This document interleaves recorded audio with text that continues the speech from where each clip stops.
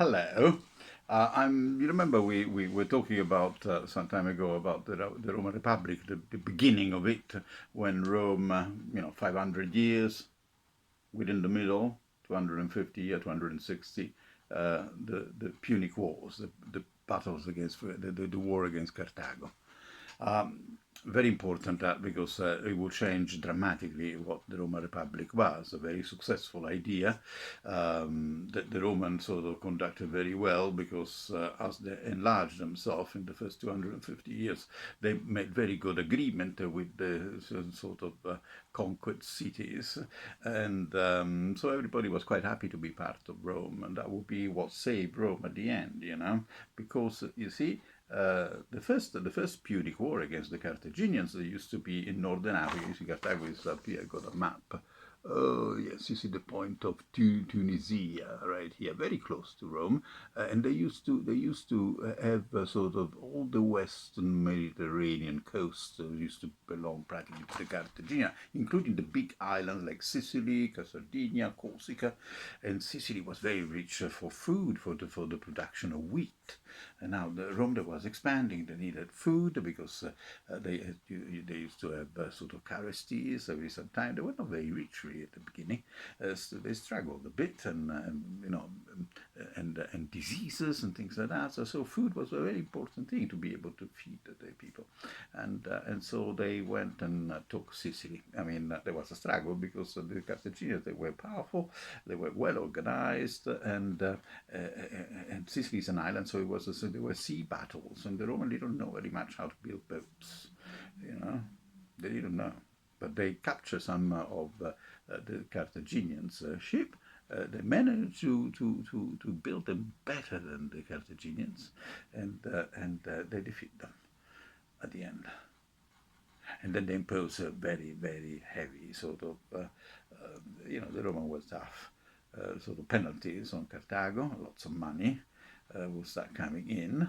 And then not only that, not only they took Sicily, but they took as well, Carthago, um, um, Corsica and Sardinia that belong practically to the Carthaginians.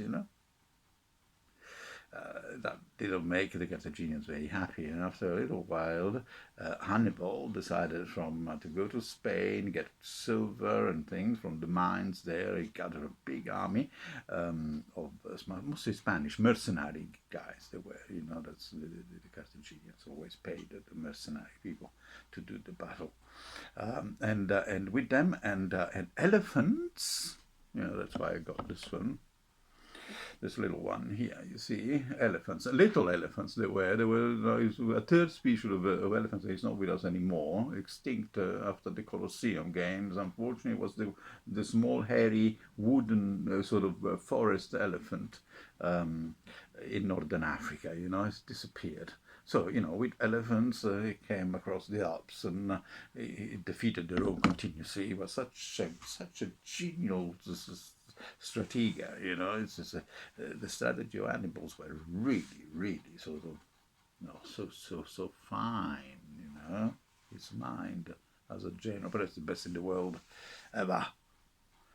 And the Romans had a problem. They had the two councils, and each one of them will have some legions, and in charge of some legions, and very often they were in competition one with the other, and they will not play ball, and obviously they lost their fights. The Roman learned that at a great expense, because every battle, the major battle that we had with Hannibal, the defeat was really, tragic. At Cannes, the last of the big battles, they lost something like 76,000 people in a few hours. Massive, against the 5,000 of Hannibal, practically nothing. But the strength of the Romans was in their neighbors. They could actually raise straight away another army, always. They were so quick in raising another army, you could not defeat them, you see. And having mercenary people and having instead people that would vote for the Romans, you see, would vote to go to war to defend their land. Big difference. Plus, they realized that having two consuls was no good, and so they decided to give the power to one. It's a sort of form of dictatorship, nearly, but in time of war. And one, he would be, no, he was Fabio Massimo. Fabio Massimo decided that he was not good enough, to take, they learned the lesson, to take Hannibal on a direct fight, and therefore he did guerrilla warfare. He starts sort of attacking on the sides and cutting his supply lines, and Hannibal will start feeling rather uncomfortable. And then what the Romans did, they went and took the war right there, right to Cartago. And at that point, Hannibal there was sort of in difficulty because he was lacking of resources, and it was not easy to get more people in his army. And things like that. He decided the best thing was to rush back there. And Scipio the Africanus now is called, Scipio, the council in charge there, he was clever too. He was clever because, like with the popes, he copied and did it better. He actually copied Hannibal's strategy and defeated him. The third, the Punic War, will be a little bit later, because you see, Rome could not have another city. They were still quite powerful, on the other side of the waters, and they decided to cut Cartago de Lendaes has to be destroyed, and so they did. They destroyed Cartago completely. There is absolutely nothing left of Cartago. I went to see just recently a little exhibition they did at the Colosseum on Cartago, and there was so little, so no news, nothing, zero.